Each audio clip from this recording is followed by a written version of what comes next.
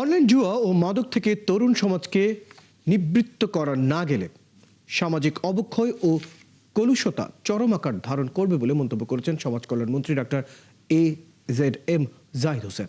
সন্ধ্যায় রাজধানীর কাটনে police convention হলে rotary club of Gulshan avenue আয়োজিত এক আলোচনা সভায় তিনি এই মন্তব্য করেন। এই সময় তিনি বলেন, বর্তমান সরকার এসব বিষয়ে কঠোর ভূমিকা রাখছে। জানান, নারী ও শিশু নির্যাতন এবং বাল্য বিবাহ নিয়েও এই সরকার কঠোর অবস্থানে যাবে। এই ক্ষেত্রে সমাজের সব পর্যায়ের মানুষের সহযোগিতা প্রত্যাশা করেন তিনি। বিশেষ করে তরুণ প্রজন্মকে এসবের নেতিবাচক দিক নিয়ে আরও সচেতন হওয়ার পরামর্শ দেন সমাজ কল্যাণমন্ত্রী।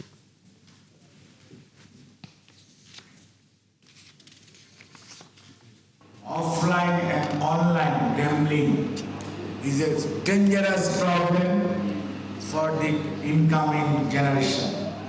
এবং এটাকে কিভাবে ম্যানেজ করবেন, অ্যাড্রেস করবেন, সাইবার সিকিউরিটি একটা গভর্নমেন্ট চিন্তা করছে। এটাকে চেঞ্জ করা মানে কিছুটা পরিবর্তন আনা। 1867 সালের যে মানে জুয়া নিয়ন্ত্রণ আইন, সেটাও অ্যাড্রেস করতে হবে। সব কিছু মিলিয়ে দিস আর দি প্রবলেম।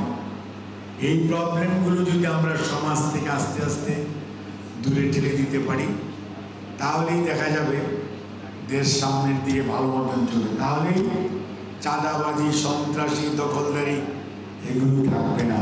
এগুলোর কারণই হচ্ছে বিহাইন্ড দিয়েছেন অল দিস থিংস হচ্ছে গ্যাম্বলিং অ্যান্ড ড্রাগস।